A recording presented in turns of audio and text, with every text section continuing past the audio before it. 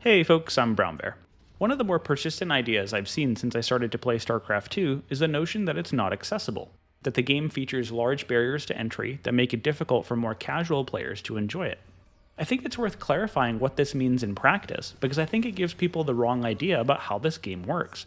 Sometimes I think it compels them to build solutions that aren't solving the right problem. Before I go any further, let me say it's great to see you guys. It's been a long time since I last made a video. Nowadays, I publish weekly analysis and commentary over on Substack. I still really like making videos, and sometimes I think written articles benefit from having images to support the text. I also know that some people just prefer video essays to reading long texts. I decided to take some video-appropriate articles and convert them into YouTube videos, including this one.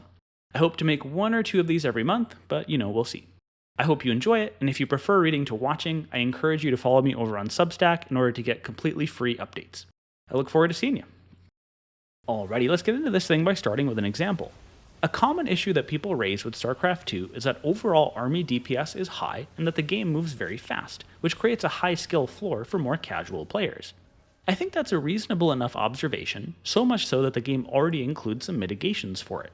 For instance, you can play at a lower speed in custom games, or on a lower difficulty in the campaign and co-op, which has the side effect of reducing the game's speed.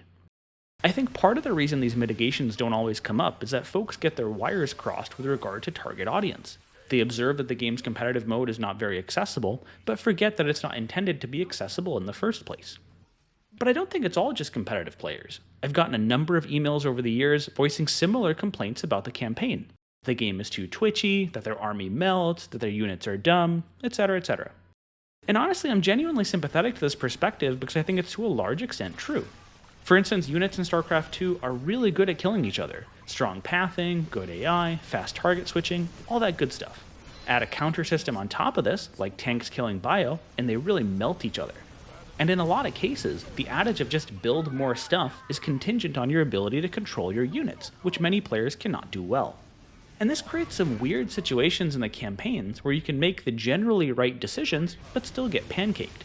The bonus objective on the Great Train Robbery and the entire Battlecruiser mission come to mind. The Terran and Zerg missions are particularly punishing in this regard, with the developers seemingly internalizing this lesson a bit in Legacy of the Void.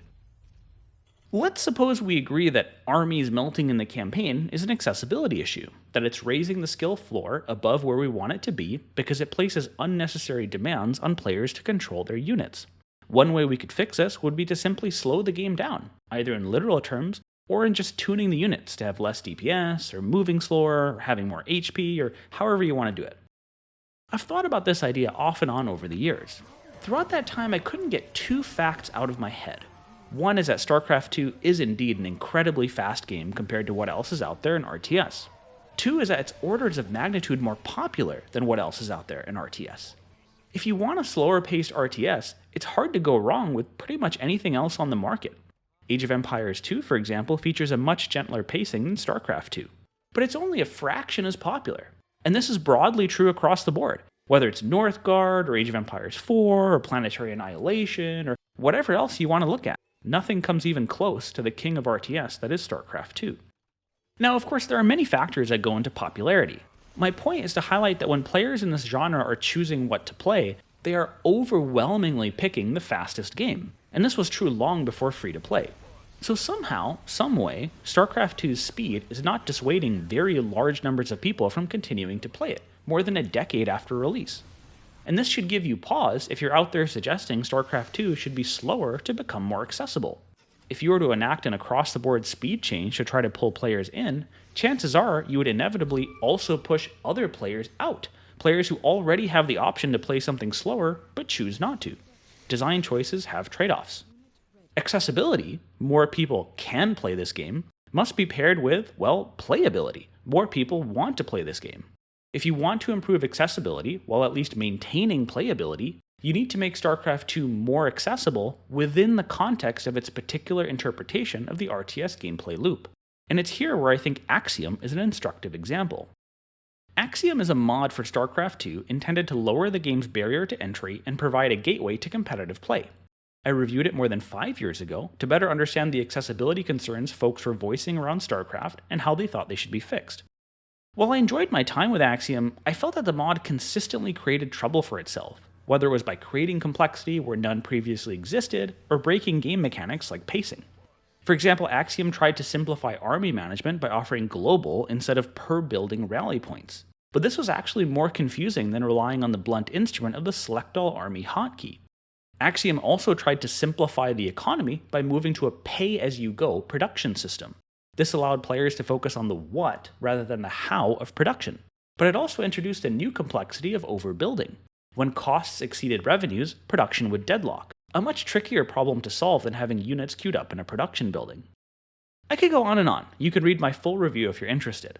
The point is that each time Axiom tried to fix something, it ended up making some other part of the game worse. Bear in mind, this was a mod whose primary aim was to lower the barrier to entry to StarCraft 2.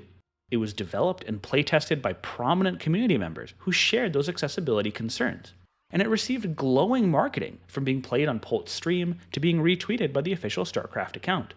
And when all is said and done, it actively made the game less accessible. What happened with Axiom is I think what happens a lot when folks discuss accessibility around StarCraft 2.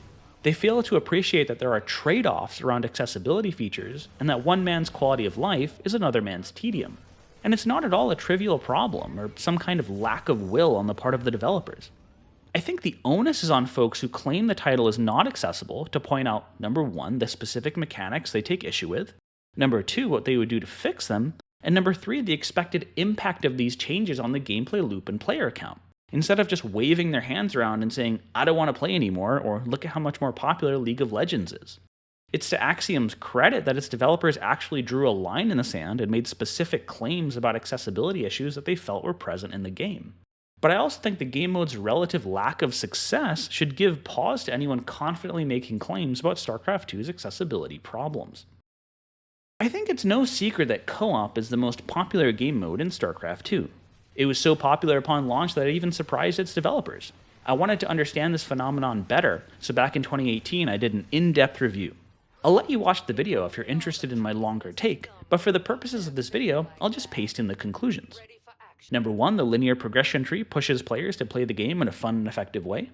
Number 2, the strongly structured objective design ensure games have good pacing. Number 3, missions use consistent, wave-based mechanics to build an engaging but easy-to-understand experience. And number 4, players are encouraged to cooperate through strong implicit incentives that reduce the need for clumsy direct communication. Structure, structure, structure. Co-op maintains many of the mechanics from the base game, including the things that people love to complain about: macro mechanics, high DPS armies, fast gameplay, etc. The main philosophical change it makes, from my perspective, is that it's heavily structured. It pushes the player to play the game in a certain way at a certain pace. Another way of saying that is that it removes the strategy component of real-time strategy. And while that kind of seems like cheating, realistically I think it's very, very hard to make tactical and strategic decisions in real time while controlling an army and managing an economy. It's just really hard by definition. So what the designers of co-op decided to do was to emphasize one part of the gameplay loop, execution, and de-emphasize another part, strategy. That doesn't mean there isn't any strategy, just that it's hard to pick a wrong strategy the way you can in the campaign, and there isn't some kind of baseline what should I do next feeling you sometimes get when you play RTS. What mods like Axiom do is they try to maintain the same gameplay loop of StarCraft 2, but tweak it around the edges to lower the skill floor. And I think it's a credit to StarCraft 2's accessibility design that they struggle to do so successfully. The game has already implemented so many accessibility features that there's not really any easy, low-hanging fruit left over that we can just fix without trade-offs. Could you further lower StarCraft 2's skill floor? I mean, for sure, you definitely could. But that's not a very useful observation. The trick is doing so in a way that attracts more players than it pushes out. The corollary to this is that I see the success of co-op not as a signal that there's a lot of opportunity left in making StarCraft 2 more accessible, but as a pivot that a more powerful way to draw and retain more players is to modify the fundamental gameplay loop, in this case by de-emphasizing the strategy component.